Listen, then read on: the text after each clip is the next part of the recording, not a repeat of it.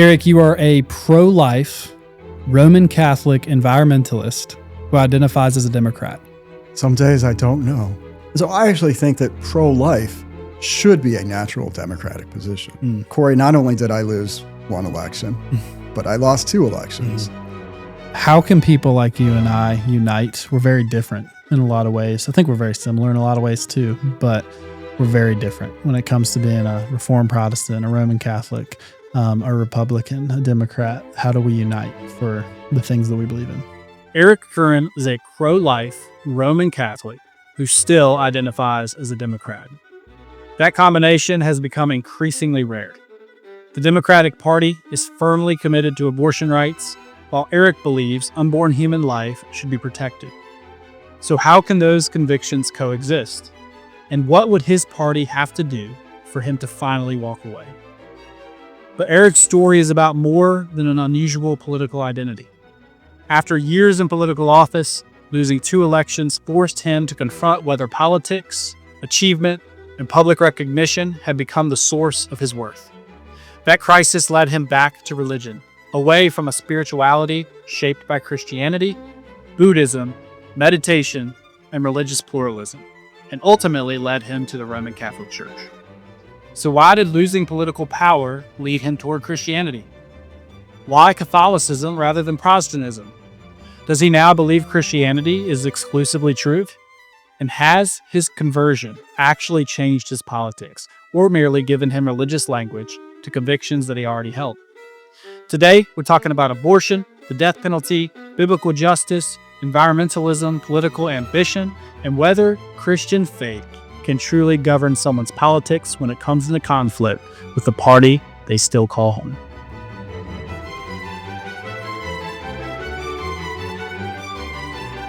Erik, you are a pro-life Roman Catholic environmentalist who identifies as a Democrat. The Democratic Party overwhelmingly supports abortion. How do you do it? Some days I don't know. I have a sign in my front yard that says Democrats for life. And I think there must be at least three of us around the country. I suppose if there are a few more, we could probably still all fit into this room. But it's not easy, Corey. I've always been a Democrat ever since I started voting. Actually, I take that back. When I was a teenager, I campaigned for Ronald Reagan. Yeah. Didn't find that one out in the research. Yeah. But shortly afterwards, I became a Democrat. My whole family's Democratic, and most of my friends are liberal. I was in, very liberal universities, getting advanced degrees. And it's just part of the water I drank and the air I breathed. And it really, becoming pro-life was not even a thought for me. I didn't even care about the issue at all. It was not important to me. But when I got into the Catholic Church, I became convicted. And I felt like I didn't want to. I didn't want to change my mind. I didn't want to get involved in this issue, but I felt like God was calling me. I felt like I couldn't say no if I was going to be an honest Catholic. So, but I still like some things about the Democrats. I tell my Republican friends that I'll be their non-crazy Democrat friend because the Democratic Party didn't used to be like it's become today. And I'm hopeful that if some of us who are not crazy stick with it, that we can bring it back because the Democratic Party has been around since Thomas Jefferson. It's not going to go away anytime soon. Right. And America has thrived by having a two-party system. The two parties compete with each other. They offer the voters a choice. They balance out different parts of the American vision. The Republicans focus on, opportunity and law and order, and the Democrats focus on care and compassion, and they complement each other. And through the cycles of American history, these are two sides of the American character that have balanced very well. So we need the Democratic Party, but we need to draw them back from the precipice. Good answer. Well, with every guest that we have come on, we are going to start buying a gift for them. And so I asked you what your favorite drink was. Your drink of choice was Scotch. What do you like about Scotch? So part of it is I just like the conviviality of it. Like there's just something about having a Scotch with somebody that is very friendly, warm, relaxed, but also a little sophisticated. Yeah, for sure. That's why I like to a degree, smoke a pipe. It also connects me to those who came before me that are a part of my tradition that did the same thing. So I am going to say, I'm going to do this for you because I can almost guarantee you that I'm going to hate this because I have a very immature palate. And then I brought you something else that we'll try after this, but we're going to drink this together and I'm going to give it my best shot. We're going to see how it tastes. This is Glenfiddich number 12. Great. Have you had that before? Yes. I don't want to do too much because I feel like you tell me when. That's great. Thanks. No problem. All right. Cheers. Cheers. Zoom in on my face now.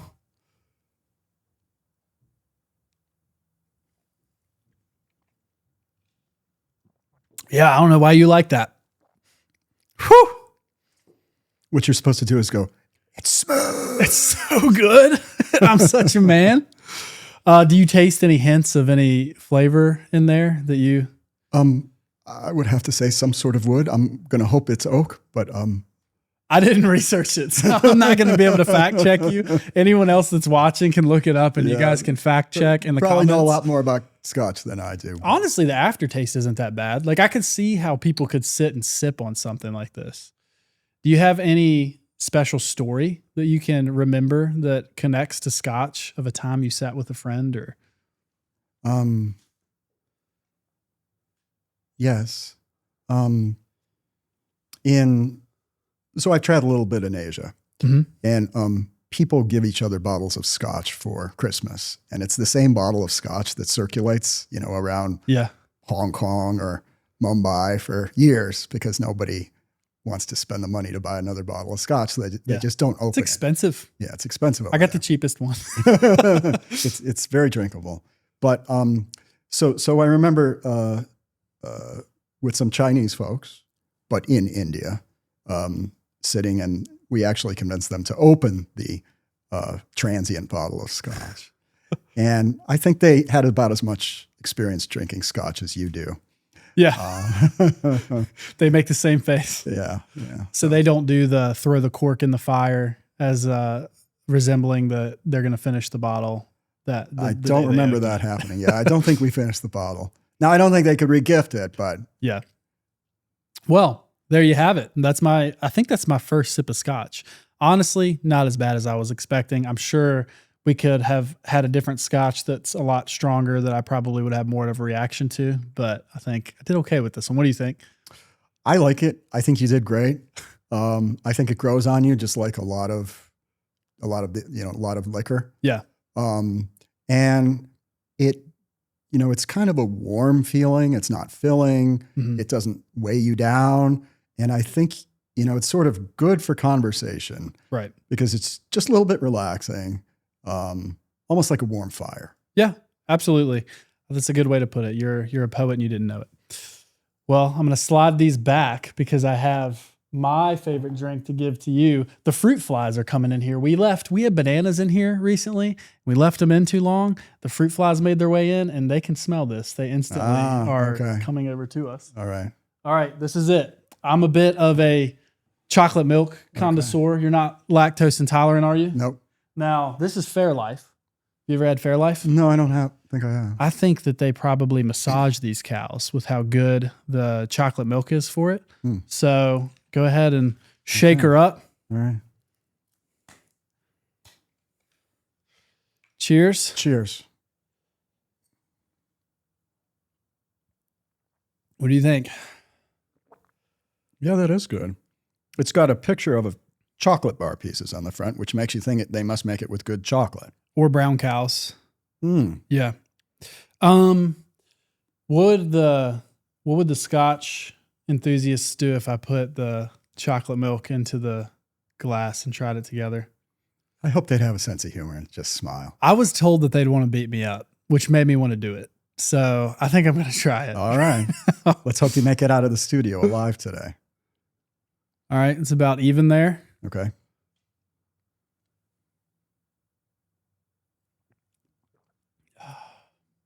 It made it a little better. Okay. So if they're mad at me, that's on you guys. You're missing out for sure. Well, Awesome. This could be your new drink. We could call it the Corey Colvin. The Corey Colvin is the chocolate milk, is the Fairlife chocolate milk. You cut the, let me see, I want to pronounce it right. The Glenfiddich 12 with chocolate milk 50/50. You've got the Corey Colvin special.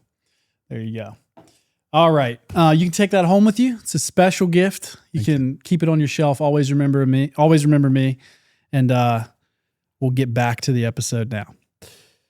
Why not disavow the Democratic Party through all those struggles, even having to be a little bit concerned about having the Democrats for Life sign in your yard? Yeah, so part of it may just be emotional. There may be at some point when I become a Republican. I'm not ready to do it yet. I'm just used to being a Democrat. I voted Democrat for decades. I think political party becomes sort of part of your personality. Mm-hmm. Maybe that's not a good thing, but in America, I think it's a way of people sort of seeing how they fit into the rest of society. Now, I think that's got its downside because it can prevent you from spending time with people from the other party. But it's got a strong emotional component, no question about it. But part of it, too, is that I don't believe the Democratic Party is going anywhere. It's been around since Thomas Jefferson. America's always had a two-party system. Once in a while, one party will go away, but it's not being replaced by five parties. It's being replaced by one other party. As before the Civil War, when the Whigs went away, right, you had a few funny parties like the Know-Nothings for a while, but then really you got the Republican Party, and that's what we have had today, until today. So I would like to stay in the Democratic Party and help to bring it back to some sane ideas. I believe that some activists have had too big a role in pulling the party to the left and away from the core ideas that make the United States a great country.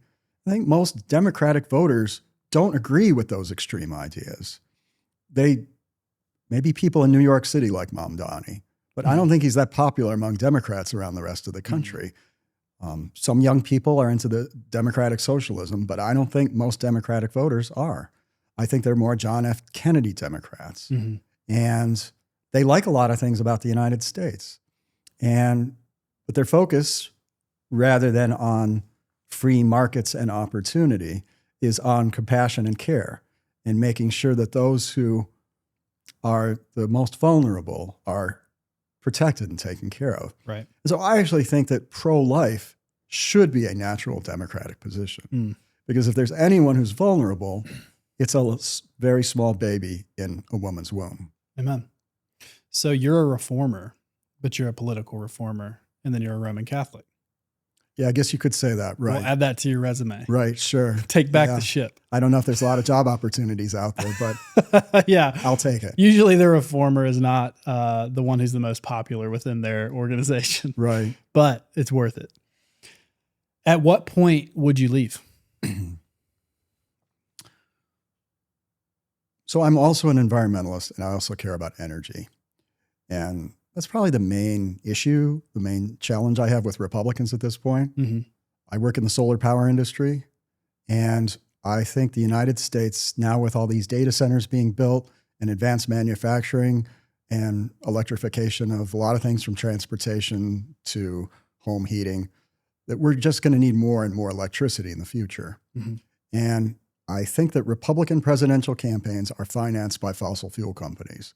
And so President Trump, who I actually agree with on some issues, I love how he protects religion, freedom of religion. But I don't think he cares about energy and the environment very much. I think he has outsourced that to the Republican donors. And those donors happen to be executives of oil, gas, and coal companies. And so they're only looking out for their own profits. They're not looking out for the American people. And even if you don't care about the environment at all, I think every American cares about affordability. And energy is becoming very expensive. The war in Iran has not helped that. And if we push renewable energy down, as President Trump has been doing, that's only going to reduce the supply of energy that we have overall. And it's going to raise costs. And the average voter, whether Democrat or Republican, is not going to be happy about that. And I think the Republicans are having a long, hot summer, the ones who want to get reelected to Congress, because energy prices have gone up. Now, if you have an all of the above energy strategy that Republicans used to say they have, then you should genuinely be all of the above. Fine, you can try nuclear power, you can try to lengthen the life of fossil fuels, but you shouldn't attack solar and wind. And that's what Trump does. And why do you think he does that? Because payback. Because oil, gas, and coal companies were the primary industries that financed his presidential campaign. And Trump is nothing if not loyal. So he's trying to show them that they got good value for money. I think it's sad. He doesn't govern in every area like that. In some areas, he has genuine convictions. You can agree or disagree with him about immigration or tariffs or national defense, but he's not a stupid guy. I don't think he's stupid. He may play a stupid guy on TV sometimes as a negotiating strategy, but I think he's actually quite intelligent. And on some areas, he's well informed, and he comes up with policy that can be well justified, even if you disagree with it. But on energy, I think he just didn't care. And he was just like, the oil, gas, and coal guys paid for me to get elected, so I'm going to let them make the energy policy. Stupid people don't tend to make that much money. I think that's one thing. Two, do you think he is a believer in Christ, a follower of Christ? I don't. I'll throw that out there first to maybe make you more comfortable at answering that question. Yeah, part of me doesn't care. Part of me gives, a lot of people on my side say, oh, Trump's a hypocrite. I just don't care. I didn't vote for him. Yeah. But I don't think people elected him because they thought he was a godly man.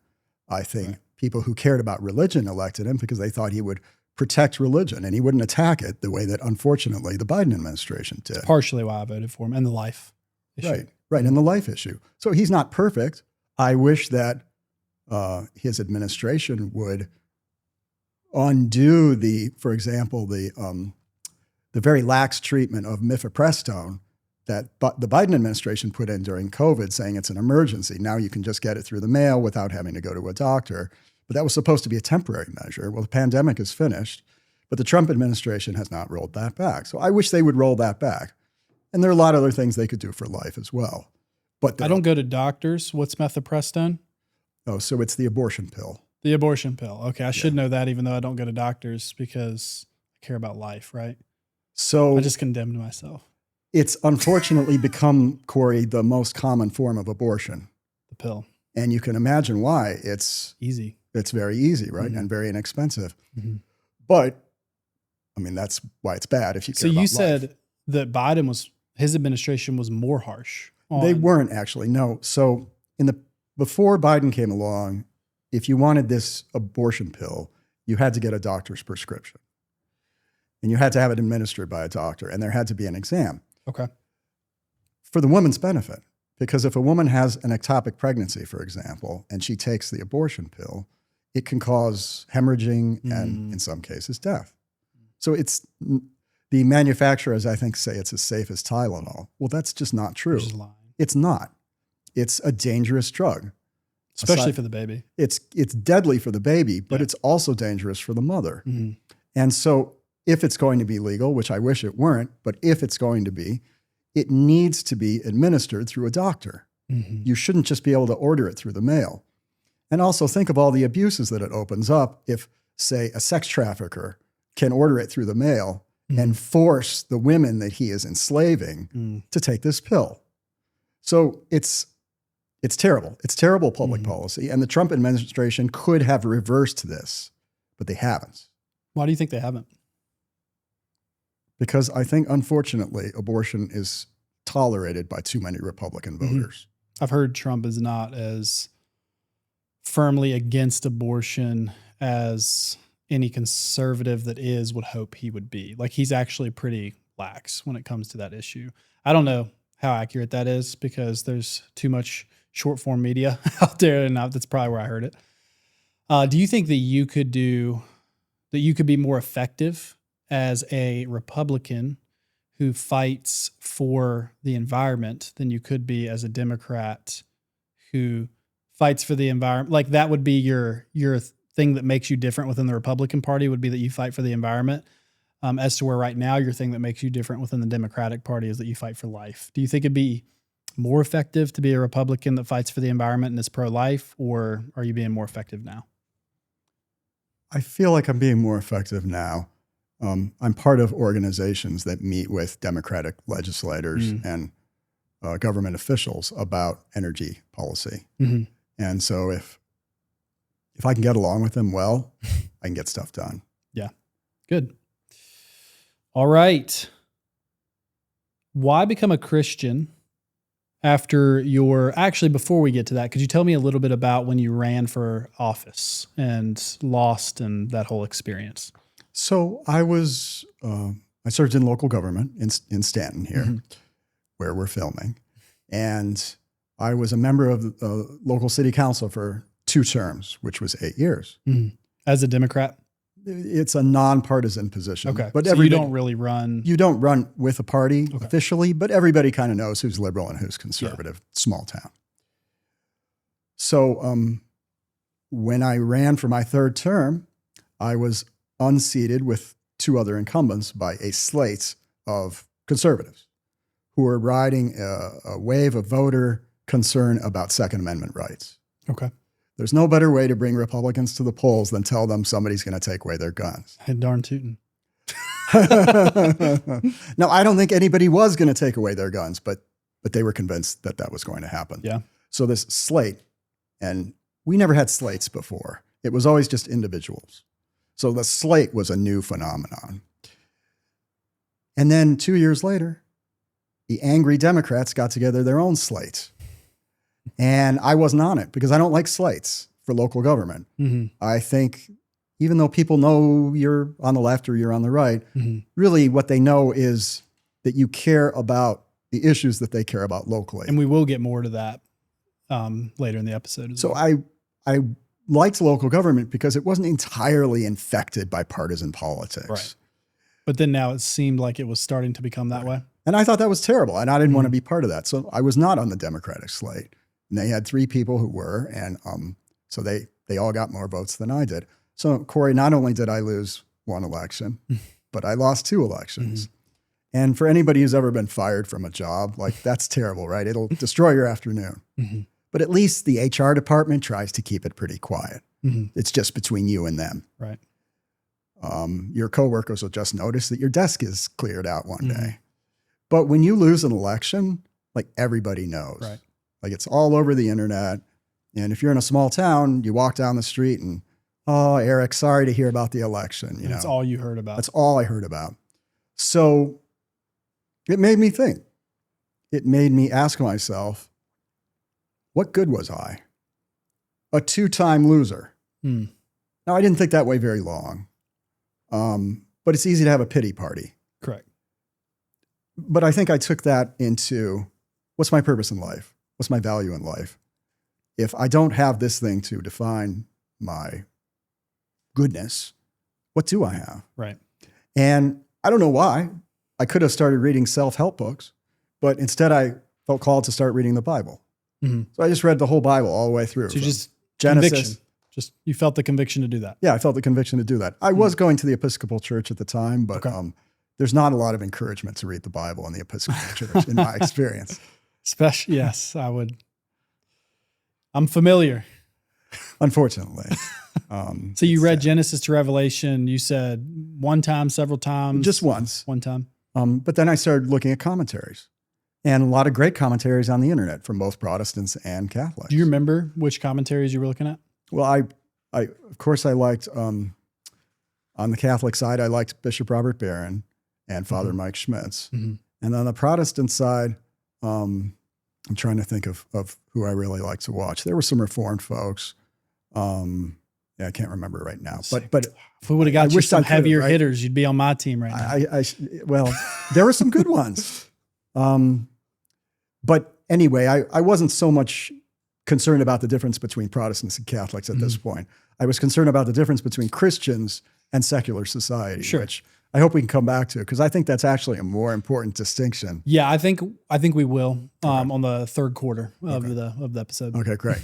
So, but I was just convicted by Christianity, mere Christianity, as C.S. Lewis has said. And so God was just drawing me closer. He was using this form of suffering, which admittedly is not a huge form of suffering. Mhm. People suffer a lot worse than losing a couple of elections. Sure. But yeah, God pulled me in. Was it the commentaries that drew you? Was there any like pinch point specifically that drew you to Roman Catholicism over Protestantism?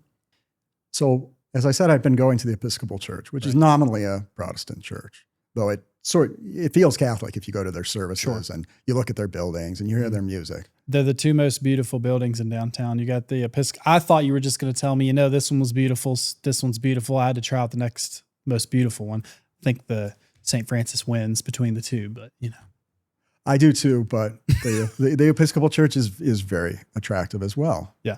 And it's nice to worship in an attractive space. For me, it helps draw my heart and my mind up towards the divine. What drew me to the Catholic Church? I think that it was, I was coming from a liberal Protestant church. If I'd come from Reformed or something more conservative, I might not have felt this way. Mm-hmm. But I felt like the liberal Protestant church was very horizontally focused. Mm-hmm. It was, some people have called it a second commandment form of Christianity. Mm-hmm. When Jesus summarized the commandments, he said, you should love God and then you should love your neighbor. It's Well, they sort of edit out the love God part, and they're all about loving your neighbor. Mhm. Sometimes it almost feels like a social service organization. And for them, love is defined in a very specific way of just affirming people. emotional. Yeah. It's emotional, but it's also like being inclusive. Like Yes. we're going to make up for the other Christians who are not inclusive in their Mhm. mind by being as inclusive as we can. I would call it sinfully empathetic that it gets So- to that point. Yeah, I didn't agree with it either. I thought they went too far in some areas. Flying the rainbow flag at one of the processions, I think was too far for my wife and me. But it seemed like they weren't serious about the supernatural. Mhm. Like they weren't serious about It's very God. material focused. Yeah, Mhm. very earthly focused. And I think a lot of them don't even believe that Jesus was God. Mhm. And they don't believe the resurrection was an actual event. It was just sort of a metaphorical or a So the psychological. Sadducees. I Yeah, don't right. believe- Like that. Exactly like that. And so the Catholics just seem serious. Like they require you to go to mass. They talk about heaven and hell. They have confession and sin. And they take the Eucharist very seriously. And that appealed to me. Mhm. Which Catholic teaching has been the hardest for you to accept? It was the doctrine of sin and redemption. I remember one Christmas Eve, I was wrapping presents and listening to stuff on YouTube. And mostly it was Christmas carols. But then this one video came on. I think it was from Father Mike Schmitz. Mm-hmm. And he said, the sin that will send you to hell is the sin you don't confess. Mm. And and then he went on to explain sort of a common mindset that many Americans have, which is that, well, as long as you're basically a good person and you're nice to people and you haven't murdered anyone or embezzled any funds, Mhm. then you'll probably go to heaven. It's the more good than bad. Right. The more good than bad. It's a Mhm. scale. And listening to this sermon, I realized that that's what I thought. Mm-hmm. I was just coasting. I was just assuming Right. that I'd be okay.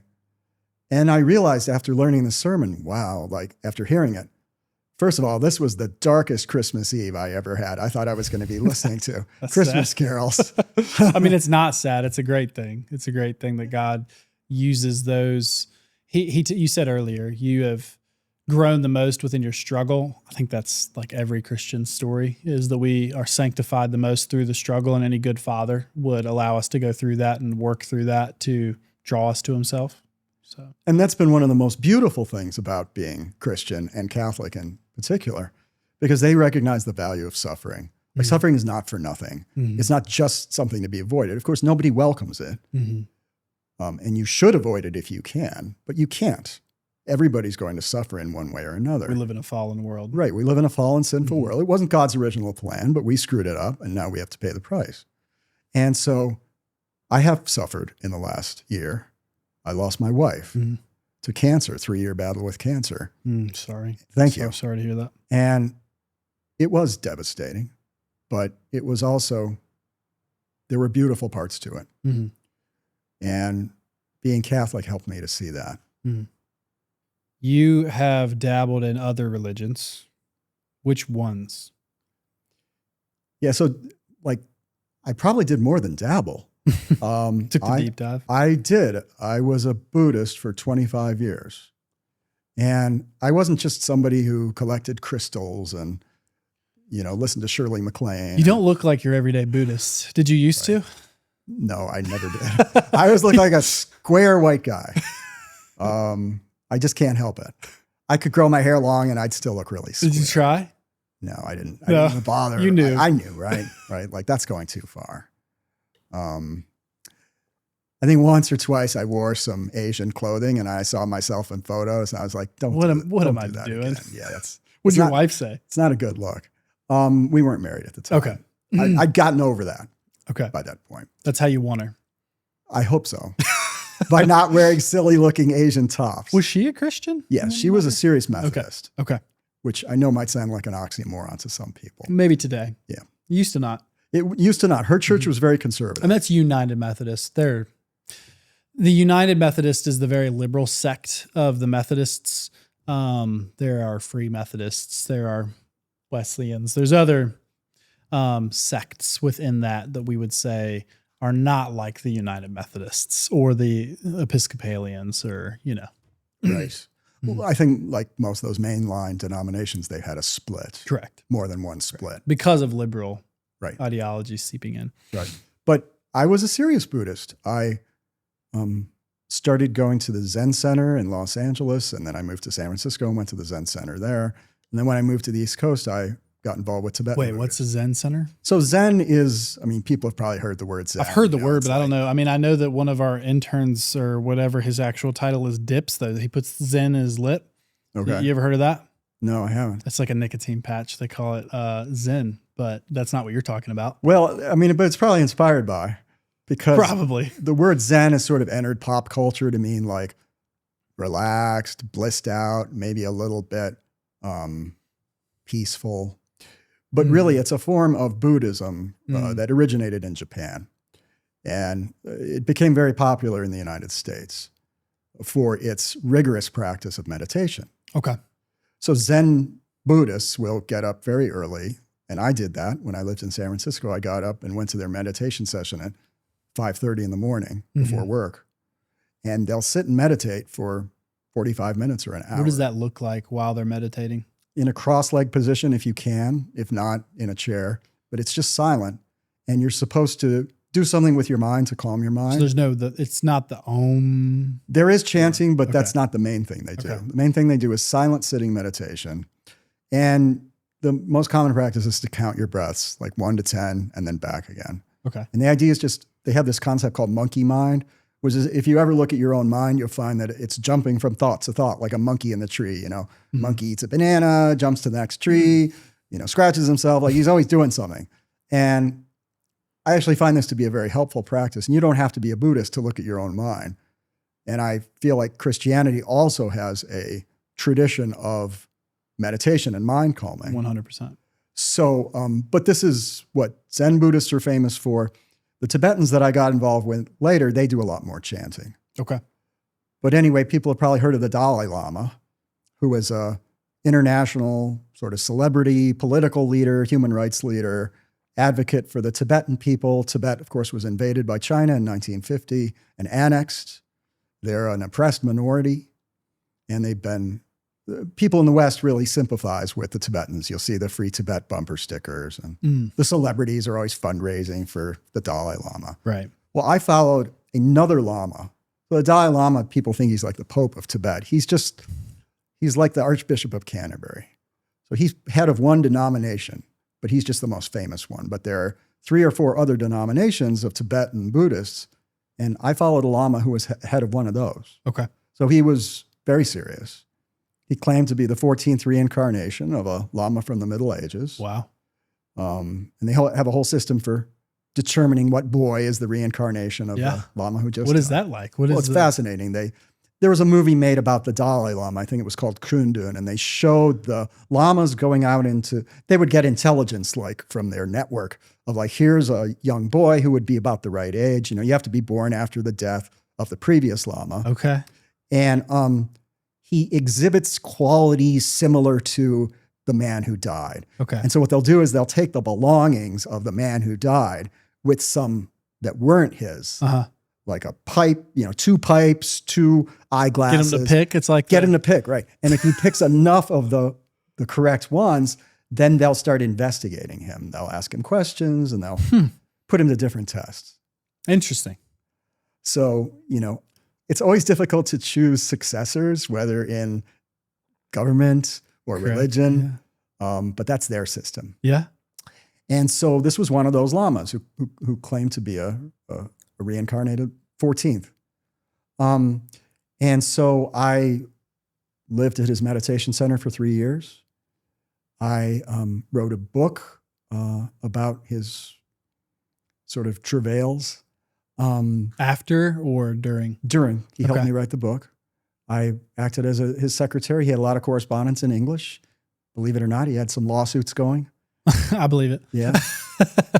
People think Buddhists are all about peace and love, but they get involved in lawsuits too. Yeah. So anyway, I was a serious Buddhist. I meditated hours a day.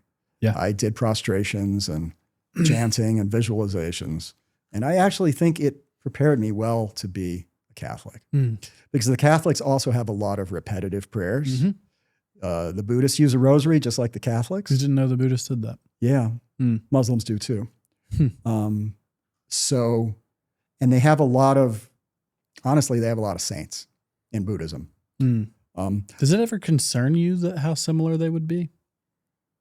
They're only similar in form. Okay. They're not similar in content. So the end of Buddhism is essentially self-annihilation. Enlightenment is when you realize that your existence is fake, that all life you is... like become one or something like that with or none. all of creation or none or... Yeah. Right. They don't value creation. Creation is not creation for them is an illusion. They call it highly samsara. spiritual. It's a cycle of birth, old age, sickness, and death, and rebirth that you have to go through again and again. And Westerners think, oh boy, it'd be fun to be reincarnated. That's not what they think in Asia. They're trying to get out of it. They're trying to get out of it. Yeah. They think of it as suffering. Yeah. And so their ideal state it's indescribable, really. But that's not the goal of Christianity. And though the Buddha is a personal figure like Jesus, and I suppose, there's superficial similarities to how they lived. They were mendicant teachers who lived simply. And neither of them were writers, but they had other people writing down what they said. But the end is very different, the end of Buddhism and the end of Christianity. So there are some Christians who think that Buddhism is a form of demon worship, I don't think that. I think there's a Catholic philosopher I like called Peter Kreeft. Yeah, he was on Pints. He was on Pints, right? He says, Buddhism has some truth. I don't give them 3 cheers, but I give them 1 cheer. He gives Christianity 3 cheers. And so do I. I think Christianity has the most truth. But I think that Buddhism has some truth. Okay, sure. I don't think that I disagree with that, but you would still say exclusivity in salvation through Christ, that there's not another path. There's not another regular path. Now, what the Catholic Church says is they can't say that people aren't saved. What they can say is this is the normal way that you get saved. And they know they'll say that some people are in heaven because they have indications of that, and those are the ones they call saints. But they don't comment on who's in hell. Okay, gotcha. Meditation. What differences do you see between Roman Catholic teaching on meditation, and I didn't prepare you for this one, but I'm curious, and Buddhist meditation? So I just think the Catholic meditation has more content to it. Like the most common, what I would call Catholic meditation, is saying the rosary, which is you imagine scenes from the life of Christ as you say these Hail Mary prayers on your rosary beads. And there's different ones for each day of the week, or most of the days of the week. And you are immersing yourself in things like, for example, today is Wednesday. We say the so-called glorious mysteries of the Holy Rosary. And those glorious mysteries are the resurrection, the ascension of Christ, Pentecost, and then for Catholics, the the Assumption of the Blessed Virgin Mary, which is how she died. That's what Catholics believe. And then the coronation of Mary as Queen of Heaven. So it's a very Catholic thing. Protestants are not necessarily. There's an Anglican rosary. There is, right? But they don't have that. They don't have that. But some of the things we do share with Protestants. Sure. But it's about the content. So when I'm meditating on the resurrection, I'm trying to view Jesus, the stone being rolled back and Jesus coming out of the tomb and people discovering the cloths inside the tomb. Like I'm putting myself in the scene, sort of time traveling and place traveling, which the church is great about doing through the liturgical year. And I know many Protestants also value a liturgical calendar. And the liturgical calendar, from what I understand, it's most powerful when you think of it as time traveling, not necessarily as just a memory device, commemoration. Connecting to the event. Yeah, you're connecting to the event. And so that's what I try to do when I meditate in the rosary. I try to be at the resurrection. And so Buddhist meditation is the most common form, as I said, is just more or less content neutral, just counting your breaths. The purpose of it is just to calm your mind. Now, there are more advanced meditations that have some content, but those are less common among Westerners. So I guess what I would say is the difference is that the Christian/Catholic meditation that I'm familiar with is really focused on Christ and his life and what he means to me as a believer. The Protestant answer that I would give is, it's very similar, but Buddhist meditation, from what we know, is more centered around emptying your mind, as to where Christian meditation is about filling your mind with truths, with biblical truths.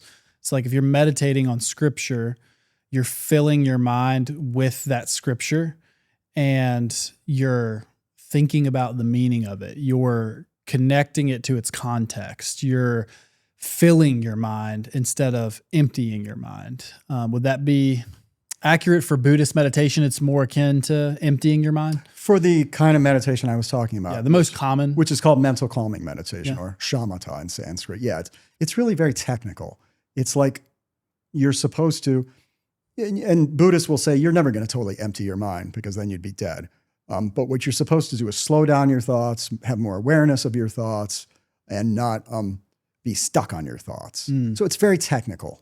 Whereas, yes, I agree with you that in the Christian context, it's much less about technique and more about the content. I'm going to have some more of this delicious Fairlife chocolate milk. That's right. Maybe they'll pay us some money for this. They only have like $1 billion. So we'll see. I think they got in trouble for like not being so nice to their cows at one point, but that's been corrected, I'm pretty sure. So we shouldn't feel too bad about it. We'll take a sip break. Well, it's tasty and guilt-free. Yeah, that's right. It is really good. I love this chocolate milk. It is expensive though. So if you're going to get it, be ready to drop some dough. How do you get to heaven? So I think that Protestants and Catholics actually don't disagree on this one. I think Catholics agree with Protestants that we humans don't deserve heaven.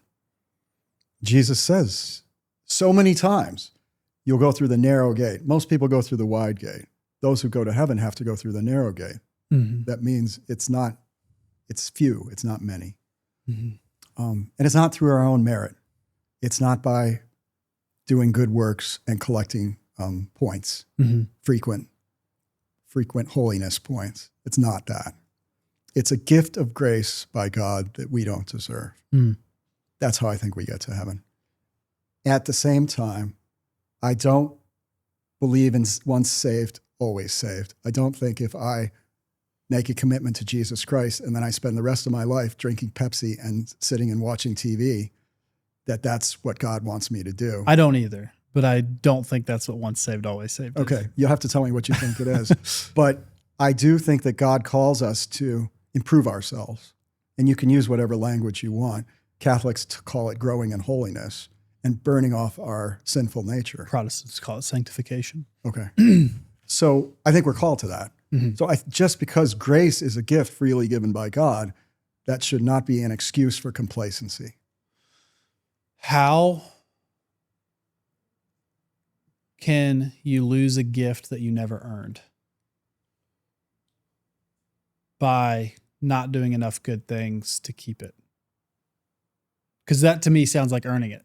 So if you keep doing the good things to keep it, then you're still earning it. So you get to keep it. I think sometimes for Catholics, it's that we do so many bad things that separate us from God. Because we live in a fallen world, we just can't help but sin. So I suppose if you were given the gift of grace and then you did absolutely nothing after that, you might not have to atone for any sins. Mm-hmm. Although sins of omission are also things that in our church, Amen. We have to. Yep. We would agree with that. So it's not just what you do, but it's what you don't do. Mm-hmm. So Catholics teach that it's just very hard to go through daily life without committing sins, and sins separate us from God. So we have to constantly repair our relationship with God. Mm-hmm. So the way that once saved, always saved is typically painted, which we would call that perseverance of the saints. That's the more beautiful way to paint that picture, is not that this easy beliefism. That's not the historic Protestant belief of the preservation of the saints, is that you made a confession with your mouth. And so now you're saved and you can live whatever way you want to, and it's your free ticket out of hell. We just sincerely believe that there is no room for boasting at all. And we believe in election, and that you're completely, Reformed Christians do, that you're completely removed from earning the gift at all and keeping the gift at all, because if you earned it, then it's not a gift. And if you have to maintain it to keep it, then there's room for boasting that you have that someone else doesn't, if that makes sense. So it's my understanding the Roman Catholic Church believes that everyone has been given some amount of grace, correct? Like the ability to respond to Christ. Yeah, Christ wants everybody to respond to him. He's given us all the invitation. Mm-hmm. All of us who have had the chance to hear the gospel. Correct. Now, there are some unreached peoples in the world who haven't had that yet. Mm-hmm. So we would say, if we all have the same equal measure, that if you and I say I rejected the gospel and you accepted it and now you walk in it, then you have more reason to boast than I have to boast. It's not all in Christ. It's about your response and what you've done, which is why we believe in election and then root that to Romans 12, Romans 11, the book of Romans, Ephesians. You were dead in your sins and trespasses when God came to you and made you alive. We would use that and we would say, what can a dead man do to save himself? He can't. It's fully a gift. It's 100% of a gift of God to come and give that to you. And then we would also, a lot of times people would say, well, how's that fair? How's that a nice God if he's only choosing some and he's electing them to eternal salvation, but he's not others? And we would say Paul answers that in Romans. In Romans, when it talks about his election, right after it says, who are we to question the Creator who made some pots for honorable use and some pots for dishonorable use? And so that's where we would go with that. But there are Protestants who disagree on that. Like, that's why I say I'm a Reformed Protestant versus someone else who would be a more free will Protestant. And I think that what I would have a hard time with within Roman Catholicism is it's usually chalked up to mystery to a degree. That's what I've heard when it comes to passages that talk about election. And so this is what I've heard is chalked up to mystery. Justification, what a Reformed Protestant would say, is once for all. Christ died once for the sins of all. And so the moment you put sincere faith in Jesus Christ is the moment you are forgiven and he has taken the punishment for all of your sins. You are saved by grace through faith in Jesus, not of your own works, lest any man should boast. Then the fruits that you then would show after your claim of justification are the fruits that would say, was that a sincere faith or did you just give lip service? That's the easy beliefism. I'm just going to give lip service and then live the way that I want to. Sincere faith lives out in works. So someone who sincerely has faith in Christ will have works, will have the good works that are that precede that. And we would say even those good works are a gift from Christ. They're all by grace. They're not by anything that I've done or earned or would have done if he didn't do the work in me first. And then one of the struggle we would one of the things we would struggle with when it comes to complete free will would be God's being fair. Because if everyone has free will, then it would seem like someone like Paul had much more of an opportunity to be saved than the person in China who never heard the gospel.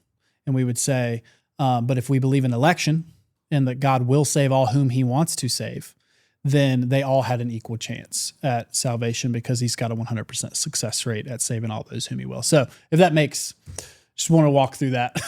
Yeah. I know it was a good so, bit. I mean, so I resonate with the emphasis on not boasting, because I think religion does have a tendency to, if you take it the wrong way, to puff people up, Mm-hmm. look down on others, judge other people, which is God's job, not ours. Mm-hmm. And so I like that. I think we probably need to hear it again and again, not to boast. And also to remember that we're sinners. Now, when you talked about the other folks who were free will, I think that's what I resonate with in the Catholic teaching. Sure. Is that they accept that God knows who will be saved. Mm-hmm. But it doesn't mean he's causing us to be saved. Mm-hmm. He's giving us the invitation. Jesus is knocking on our door, but it's our choice whether we open it or not. Mm-hmm. Yeah, and when I exegete Romans and it talks about those he foreknew, he predestined, the way it's called the golden chain of redemption. That's what Reformed Protestants call it. The way the exegesis works, I just can't get there. Like I'm just convicted that Scripture is not saying he foreknew, he foreknew, he foreknew, he foreknew. It's leading into something else because it's a whole chain it's a sequence that Paul's talking about in Romans. And he says foreknew. He says that at the very beginning, but then he goes further. And he talks about he didn't only foreknow them, he predestined them to election. And so, again, from my headspace where I'm coming at with that, it's a very Protestant place. I'm trying to go to Scripture and just say, if I exegete this within its context, what is it saying? And so just to give you an understanding of where someone who is Reformed would be coming from, we understand the emotional side behind free will, the free will argument, because people will say, is God a monster? If election is true, is God a monster? We had nothing to do with it. And typically that's where they go. They say, we had nothing to do with it and we couldn't help it either way.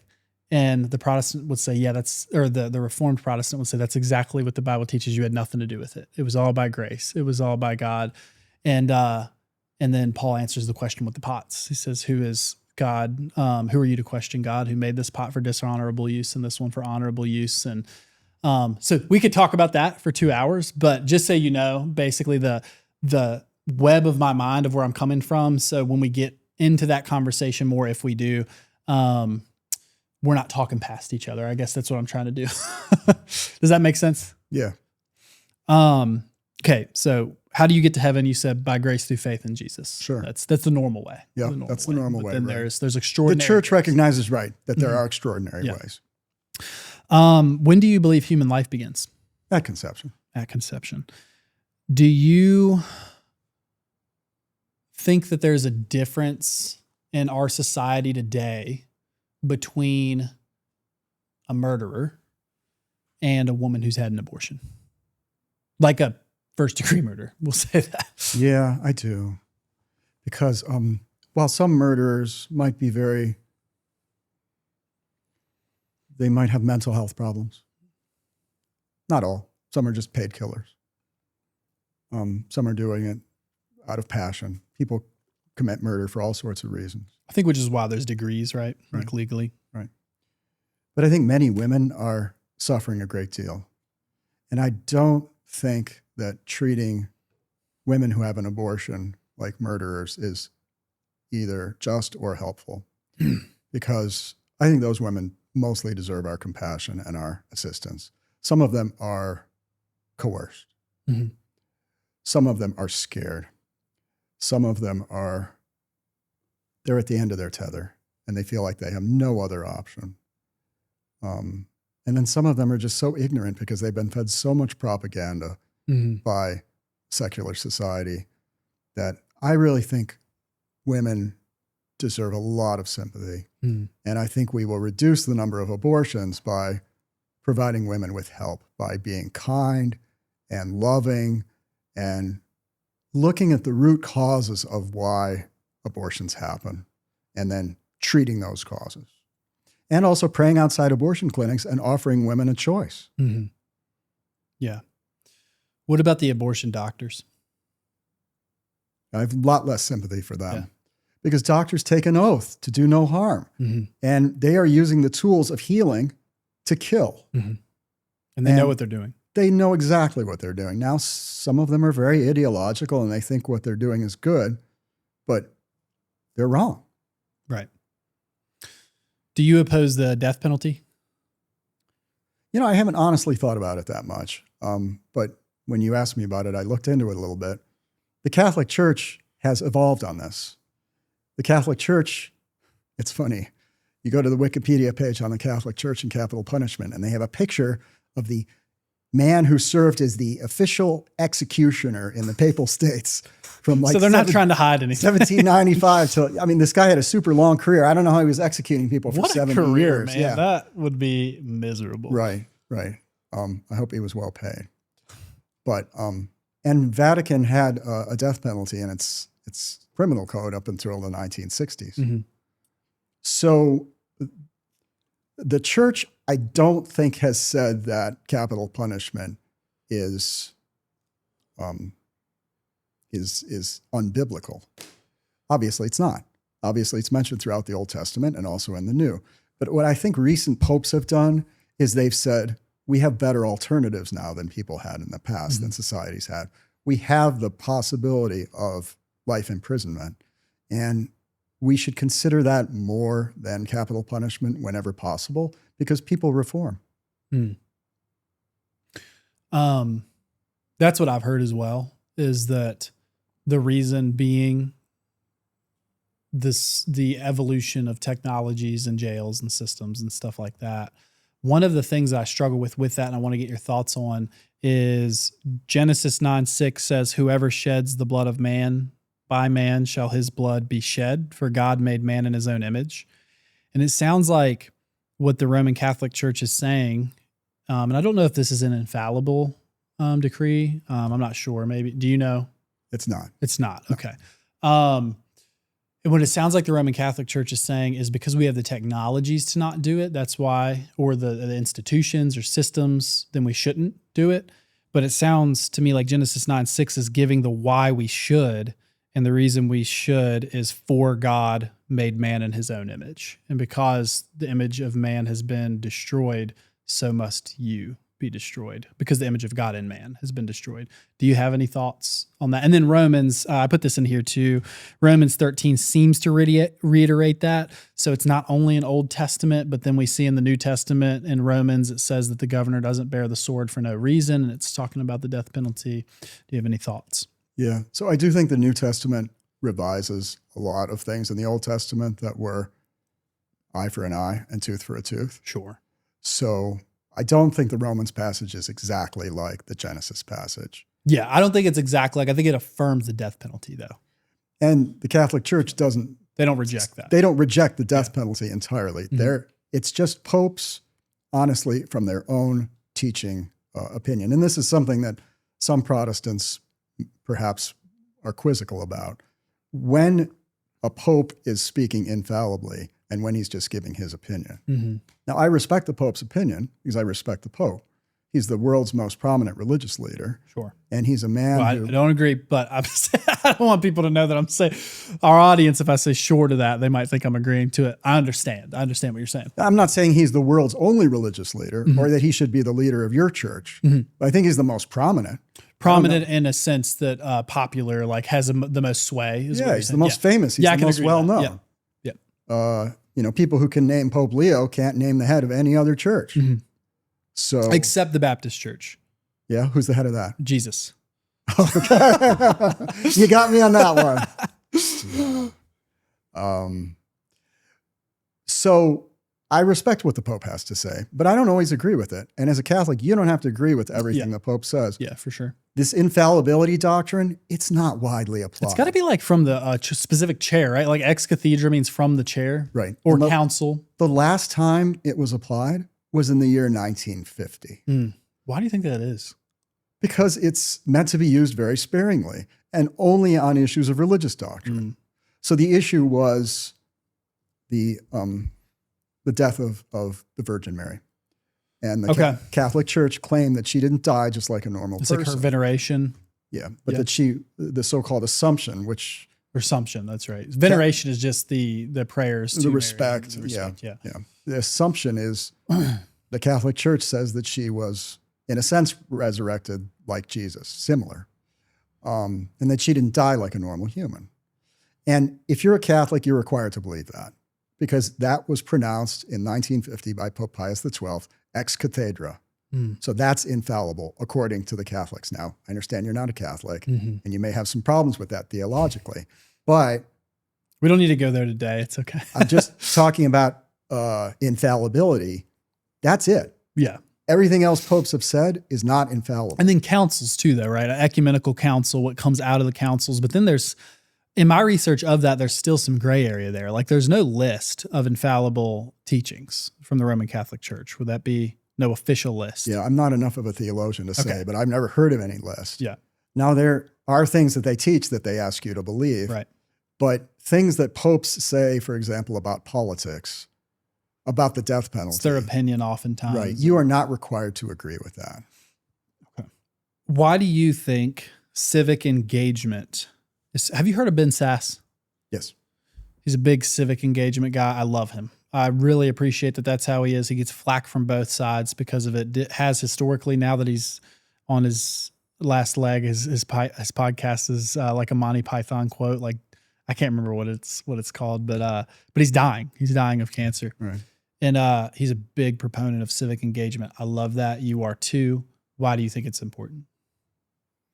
Because people often use politics as a dirty word, and I don't think it should be.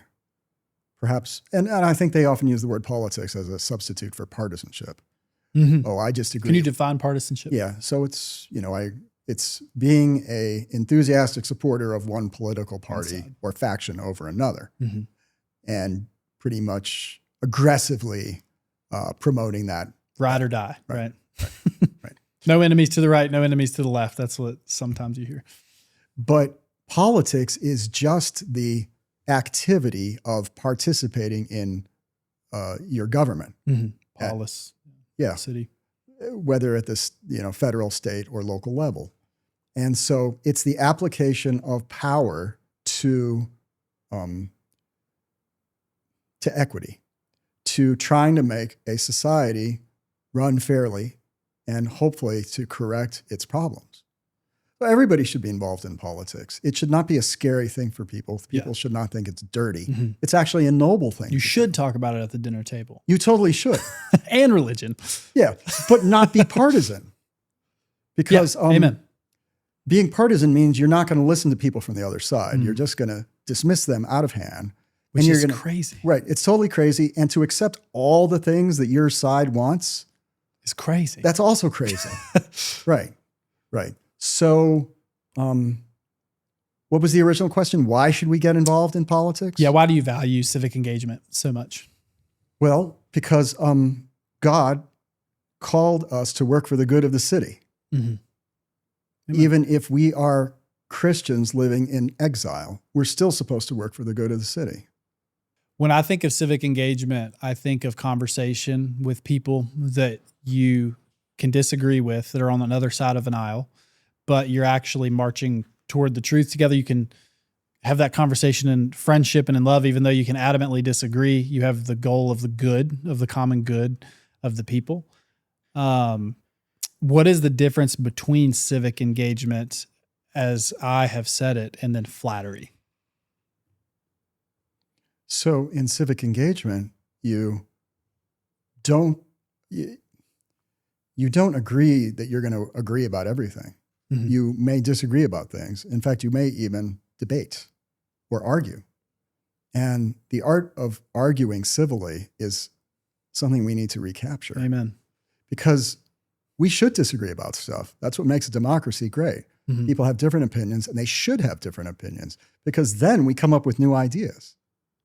Flattery is just lying to someone and telling them that you agree with them when you probably Sin, don't. right? It's Right. sin. Of course it is. Yeah. It's dishonest. Mm-hmm. And do you think our screens, the tech age, has contributed to less civic engagement? Yeah, it's given us a fake civic engagement that people substitute for the real thing. So they think by clicking like and share, they're participating in politics. They're not really doing anything. It doesn't do anything. It does very little to move elections, despite all these investigations of Russia or China interfering in our elections. You're just ticking your mother-in-law off. Right. You pretty much are. And trying to build followers. But it also leads to a very angry style, because that's the stuff that gets picked up by algorithms and that people. Absolutely. Yeah. Whereas if you're sitting and talking to somebody, it's hard to be that angry. Mm-hmm. It is. And when you, I think it might have been Charlie Kirk who said this, who would say this often, but the reason he would go on campuses and would speak with people is because the moment you stop speaking to people, that's the moment they stop becoming human to you. And when we have all of these relationships through a screen, it's easy to hate the person that's on the other side of the screen because they're not human to you. But when you're sitting in the room with them, it's a lot harder to hate that person that's sitting across from you.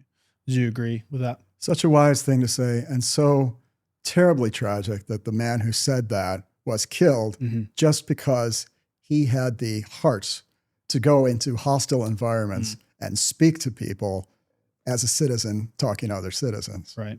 And we just need so much more of it. I think that if people do it, they'll realize they enjoy it.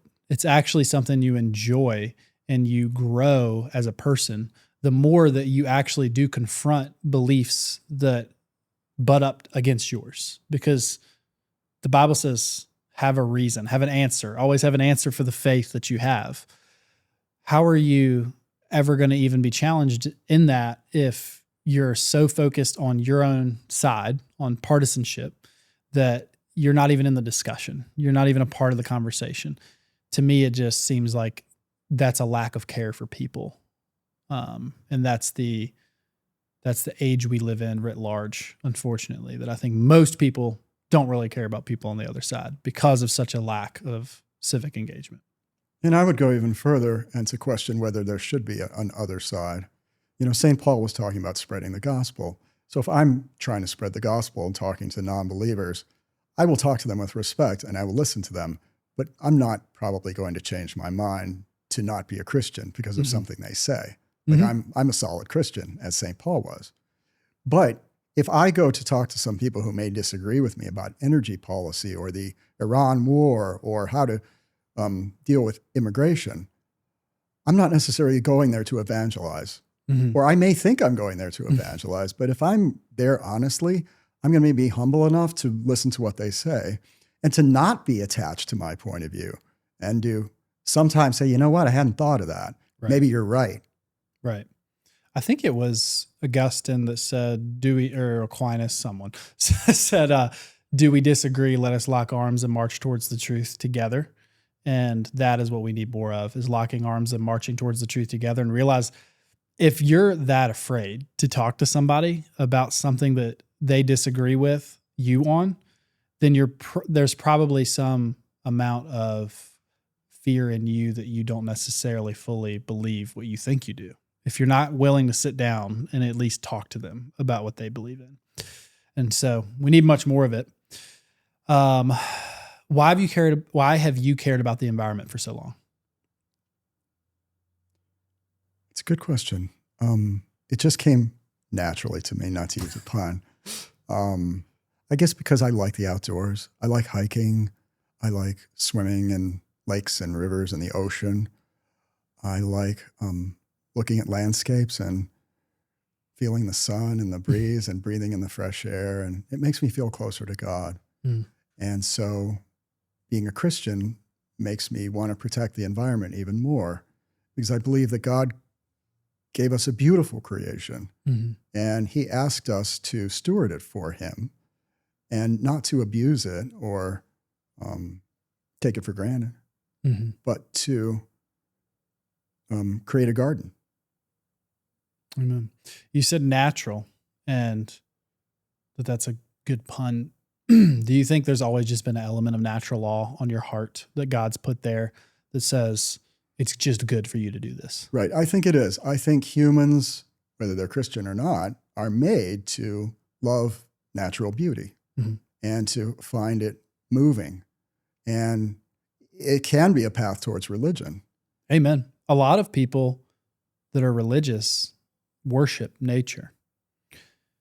I think a good question to ask them is why, and to keep asking them why, because I think you're going to get down to the root of, well, I guess my creator made me to want to care for this creation. And then you can go to special revelation. You can open up the word and say, I think so too. I think it says it here. Can I show you why I believe what I believe? And yeah, I think that's a beautiful thing. When you became Roman Catholic, so you had your Buddhist background, there's a pretty heavy connection to nature within the Buddhist tradition. It's faith. funny. You would think there'd be more, but I was actually somewhat disappointed at the Buddhist approach to nature because they believe that life is suffering and existence is an illusion. They think that nature is as fake as our own ego. Really? So it's like whatever. It's like whatever. Yeah. It's like, I'm going to transition out of this anyway. Okay. So I actually think Christianity is better on nature. So becoming Roman Catholic made you more of an environmentalist, you'd say? Yeah. Because it put the why behind? Right. It did. Yep, for sure. It sounds like, based on what we've talked about thus far, that's primarily why you're still a Democrat, is because of the environmental issues. It's probably the biggest reason. Yeah. What areas would you say Republicanism conflicts with Christian teaching? So definitely on the environment. Okay. You don't have to choose between the economy and the environment.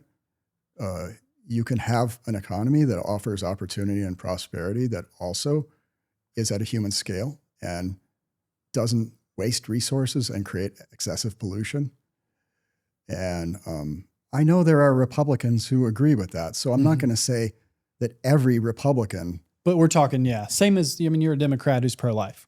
Not every Democrat is pro-abortion, but we're talking about the consensus, most. Or maybe the people in Washington. Mm-hmm.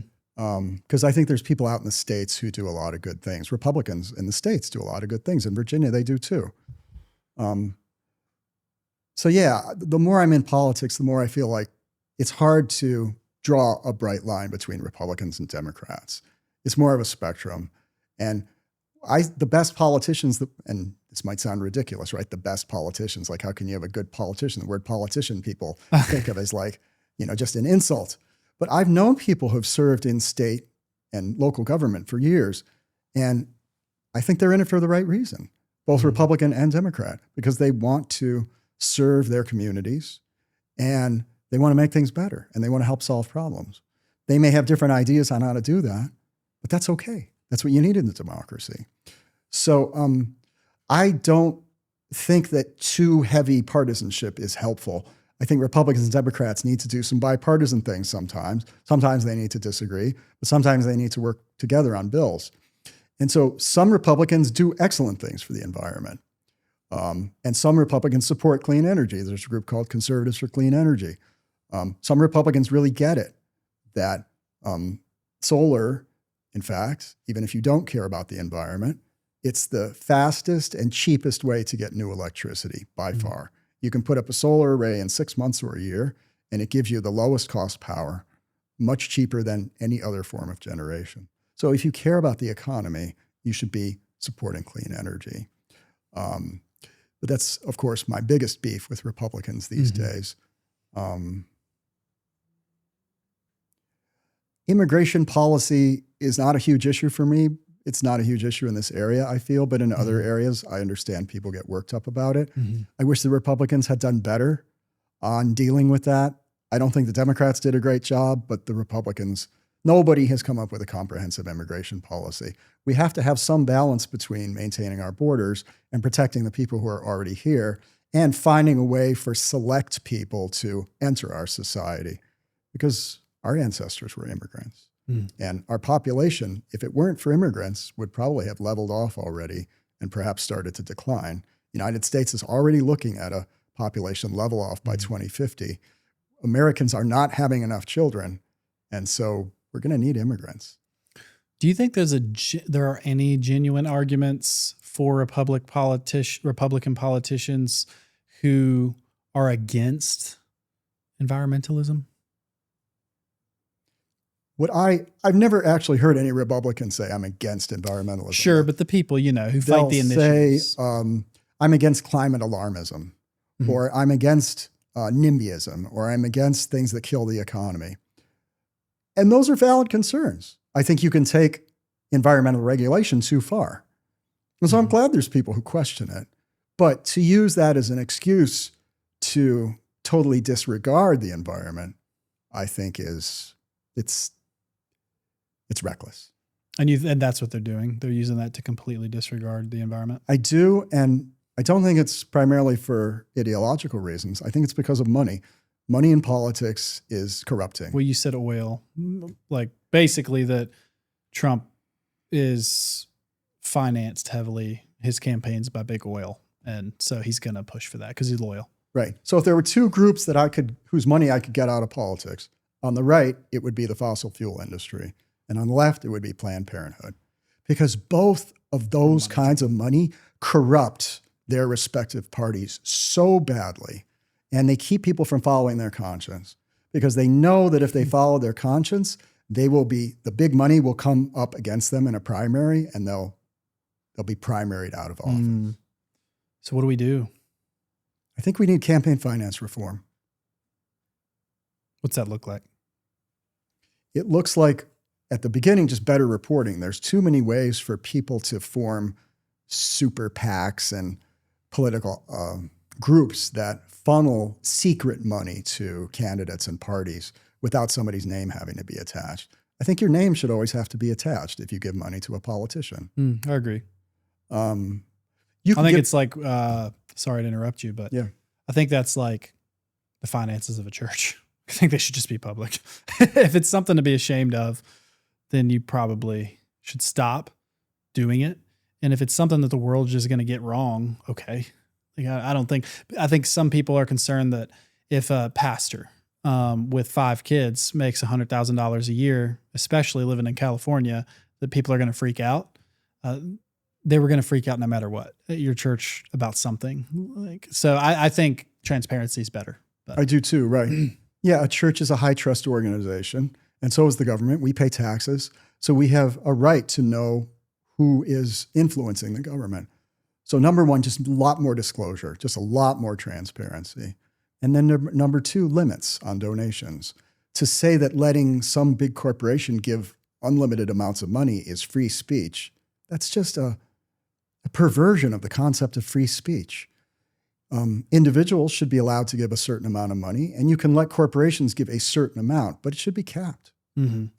So marketing contributes heavily to the winning of elections. And the more money you have, the more you can get in front of people, the more you can travel. And that needs to be reformed. Right, it absolutely does. And I think now in Virginia here, we're looking at this terrible extreme abortion amendment. And people are expecting Planned Parenthood and their allies from out of state to spend $10 or $20 million on ads to support the amendment.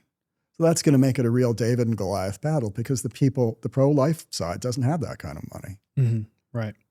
And so where's the reform there? We need to put our money where our mouth is, or we just have less money in general? So, I mean, right now we're faced with this amendment coming up in just a few months. We're just going to have to mobilize people power. And that works. It can work. But in the future, I think Planned Parenthood should be prohibited from giving money to campaigns, just like fossil fuel companies should, or just have limits. Yeah. Do you want to go ahead and give a shout out for the event that we have coming up? We're not completely done yet because I have one more question, but this is a good segue for that. Yeah. So for those who don't know, on the Virginia ballot in the fall, and early voting starts on September 18th. So that's coming up. Quickly. Will be 3 constitutional amendments. And one of them, Amendment 1, would enshrine unlimited abortion in Virginia's Constitution. Now, this would be bad if it were an ordinary law, because what it does is it takes away medical protections for women who are getting abortions. It takes away parental rights protections so that parents can know if their underage daughter is getting an abortion and can have some say about it. Mm-hmm. And it also would allow for 3rd trimester abortions with no medical care for a baby who might be born. So this would be terrible if it were an ordinary law. But what makes it double terrible is it's a constitutional amendment. Mm-hmm.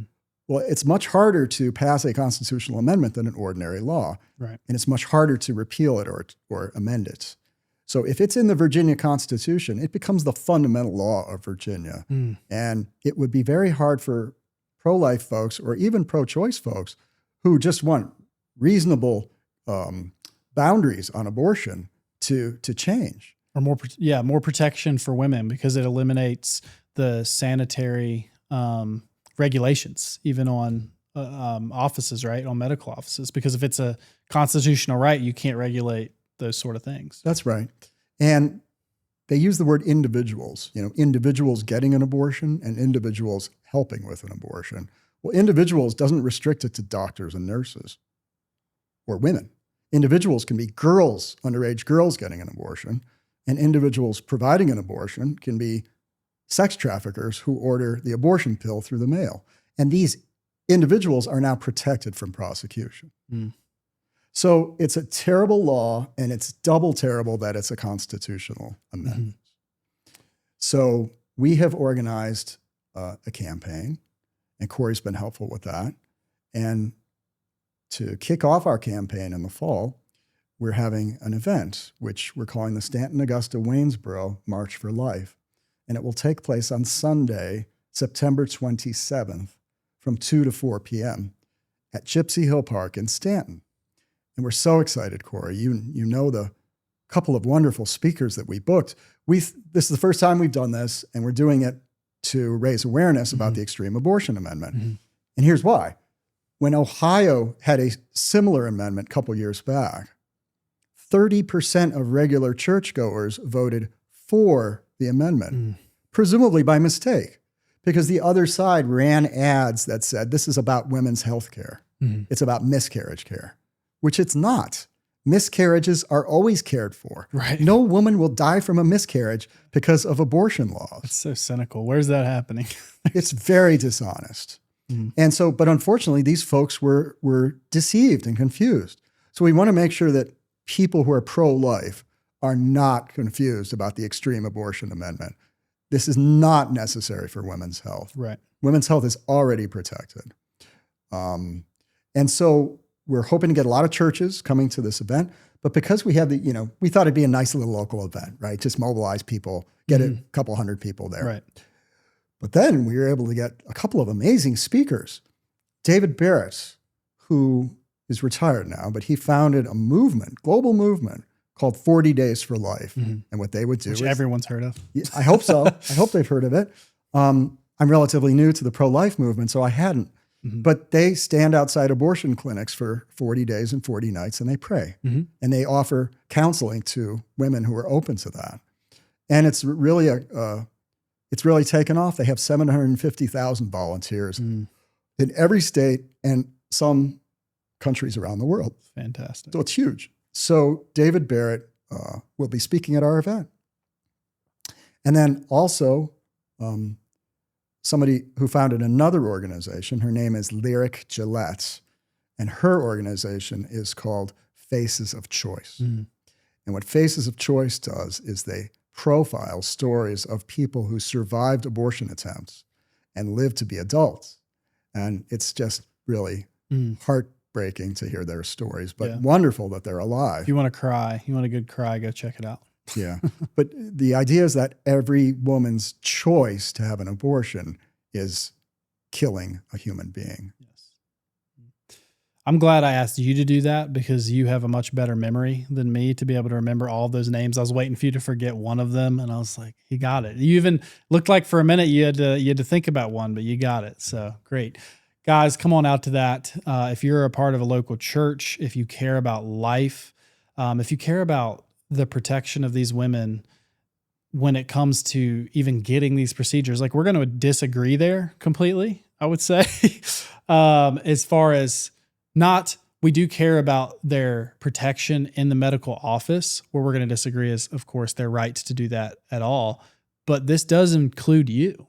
We're on the same team when it comes to protecting women in that sphere. So come on out, bring your churches, get informed before you make a decision. We would love to see you there, and even getting out to see these couple of speakers is going to be a once in a lifetime opportunity. So come on out and listen to what we've got to say. You had mentioned that another issue, you would say Republican teaching or Republican positions might butt up against Christian teaching would be immigration. I'm not extremely sped up on that. In what ways would you say immigration butts up against Christian teaching within the Republican Party? So I think the last two popes, Leo and Francis, have been very concerned about this issue. And I think they both, and I share their recognition that every country has a right to protect its borders. Every country has a right to say who can come in and who can stay and under what status. Mm-hmm. That's just a normal part of being a country. At the same time, there's a lot of suffering in the world. And sometimes people are fleeing from economic disadvantages, but sometimes they're fleeing from violence and war and famine and pestilence. Mm-hmm. And I would say one example that really stands out to me, I believe that I know that many Republican voters had a good reason for supporting President Trump's positions on immigration. Mm-hmm. And you can argue that Obama deported more people than Trump has. Mm-hmm. But I believe that Trump's program has been unnecessarily hasty and cruel. And how cruel? Well, I support rounding up drug dealers and sex traffickers, mm-hmm. but I don't know that I support rounding up house painters and landscapers. Mm-hmm. I think there needs to be a path for citizenship, even for people who came here who are undocumented. Not everybody who came here undocumented, but some of them. And I'll give you an example. These 800,000 people from the nation of Haiti that the president just took away their work permits. Mm-hmm. Well, anybody who knows anything about Haiti knows that this is a tragically failed country, right? That is ruled by violent gangs, that people there are starving. And these Haitians who are working in various places in the United States were doing jobs that most Americans didn't want to do. These were hardworking people. These were people who have families and had integrated into their communities and were on the way, many of them, to being American citizens. And now unless things change, and the Catholic Church is actually advocating for these folks, they'll have to leave. Why? Why kick out 800,000 Haitians who have been in the United States for years? Mm-hmm. What's the benefit to that? It just seems unnecessarily cruel. Have you heard an answer to that why? I haven't, no. Interesting. Have you ever heard of Nick Fuentes? Yes. I can't stand him. Do you like him? No, not at all. Good. I could think, based upon some of the things that he has said, that people would say he says Trump's not doing near enough when it comes to that. And his answer would probably be because that's what people voted for. America first. But you would say, again, I'm learning, you would say, based on what you know, there was no economic downfall to having them here. It wasn't taking food out of other people's mouths. I don't think America's likely to be swamped by Haitians anytime soon. Mm-hmm. I understand concerns with immigration, especially in big cities and mm-hmm. border areas. Immigrants. But that was unnecessary. That was unnecessary. Immigrants are sometimes brought in to lower the wages of Native workers.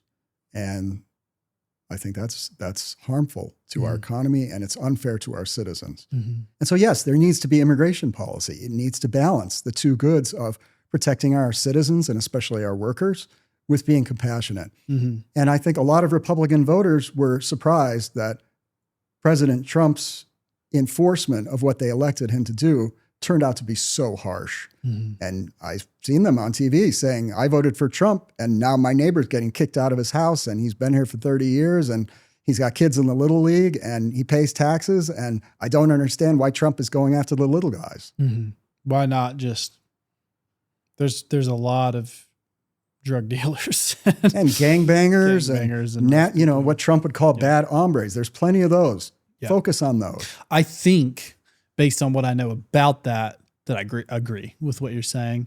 Immigration has always been a struggle for me because I also don't trust media. So there's an element of me that thinks if there's no real reason for them to be doing this, why would they be doing it? Like if it's not actually about, I always try to think of an orphanage and taking in people from an orphanage. You can only take in but so many before you're actually doing a disservice to all of them. But yeah, I think the compassion is missing. I think the way that the messaging goes out from, even I've seen a laugh about it, but the White House put up things on their social media that are like jokes about ICE and deporting the people they're deporting. And then you find out that they were families. They weren't gangbangers or anything like that. It doesn't sit right with me, but I'm also not an expert. So I think what I'm trying to do is be slow to cast the judgment. And that just simply being evil. Maybe somebody could come on the show and talk to me about it more and give me more statistics and numbers. But I haven't gotten an answer yet that says this is why we should do it. And these are the numbers of why we should remove these families and remove these Haitians. And so. And I also don't think ICE is evil. Those men and women who I don't think that. They have a very tough job. I sympathize with them. And yes, the United States has a responsibility to control our borders, but I think this program was done very hastily.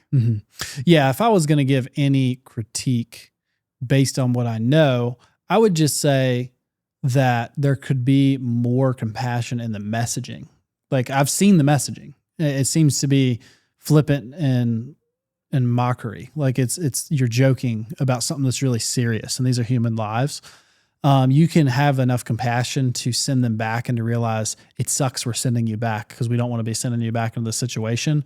But if you, this is if, again, don't know the statistics, but if you genuinely think this is what's best for the people that you're supposed to be governing and taking care of and providing for, and that you just need to do it, you shouldn't do it with a smile on your face and laughing about it. If you should do it, but do it with compassion and in tears. That's right. Yeah. Do it with sadness because yes, we have to protect the people who are here, but it's also very sad when you separate families and separate people from their communities. And we should have some dignity and respect. And yes, to make it into a Twitter meme it's obscene. It's ridiculous. Final question. How can people like you and I unite? We're very different in a lot of ways. I think we're very similar in a lot of ways too, but we're very different when it comes to being a Reformed Protestant, a Roman Catholic, a Republican, a Democrat. How do we unite for the things that we believe in? Right. So first of all, I just think all Americans should be more open to having civil discussions, civic engagement, because I think some people treat religion like, they treat politics like religion. They're not that particularly religious anymore. So they need something to fill the God-shaped hole in their lives. And they wind up doing it with politics. I know a lot of my friends on the left are like that. They get so worked up. They get so angry at Trump. They definitely suffer from Trump derangement syndrome. And they wind up giving him so much airtime and so much, they let him suck up all the oxygen in the room. Like without Trump, I don't know what they would do. He becomes like a stand-in for Satan. And that's out of balance. So I think just to have a democracy, even if you're a totally secular person, we need to take down the heat and just sit around a table, maybe with a chocolate milk or a scotch or a scotch with chocolate milk. The Corey Colvin special. Corey Colvin special could be the drink of peace, of sensible discussions about politics where we may not agree, but we're not disagreeable about it. We don't lose a friend.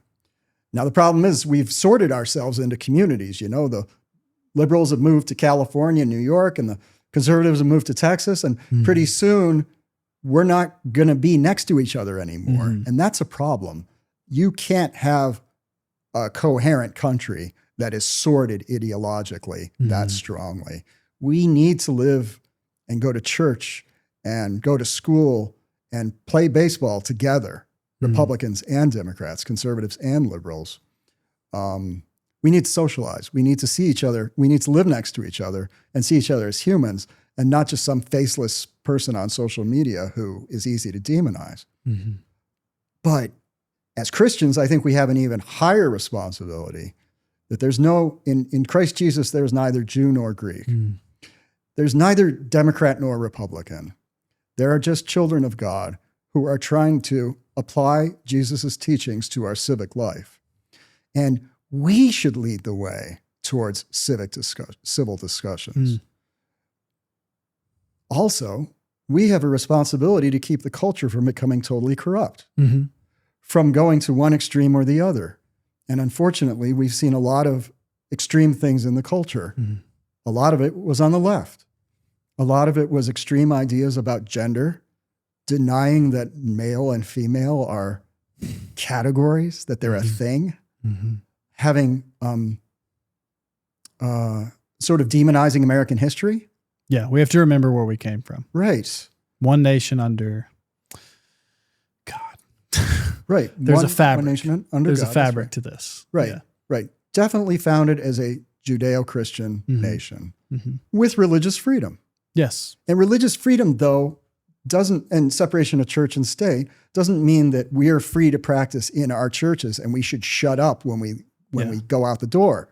It means that we're free from there not being an established state church. Danbury Baptists, brother.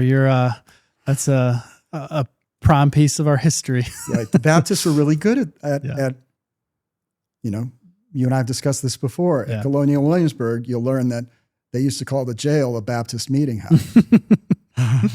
And Thomas Jefferson knew that when he wrote the Virginia Statutes for Religious Freedom. And so we should celebrate and be thankful for the people who came before us and gave us the democracy that we have, which isn't perfect, but we wouldn't even be able to judge it if we didn't have the standards of that democracy in the first place. Right. And what a beautiful project that we're celebrating 250 years of, that we don't want to lose. Keep the ship. If you lose the ship and we lose this project, I think we descend into chaos because of the fabric. The Judeo-Christian fabric is what holds it all together. The fathers knew that. Not all being Christian knew that there must be a moral and religious people in a fabric that holds these things together. And if we lose it, it's going to be a sad day, very sad day. I think America is by far the longest living constitution that's still intact today. 250 years blows the others out of the water. And let's not just give it up so easily. Let's remember where we came from and the history of it, not rewrite it, not write it off as don't forget its evils. Of course not. Let's work towards reforming those. But at the same time, the fabric that holds it together, we can't lose that. And it's a beautiful project. It's an amazing project.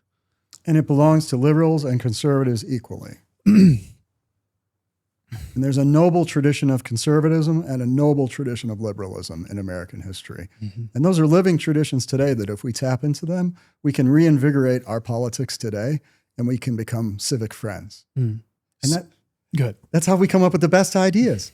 You know, we argue liberal and conservative, and sometimes, you know, we go with with an idea from one side, but sometimes we go with a hybrid, with a compromise. Americans are excellent compromisers. Smoke a pipe and remember who came before you. I think that's again, back to the tradition of the pipe that I really appreciate. Is a lot of it is remembering the other people who held the same thing and put the pipe in their mouth and talked about the same things and laughed about the same things and cried about the same things. Don't forget that. It's so beautiful. It's such a good connection to have.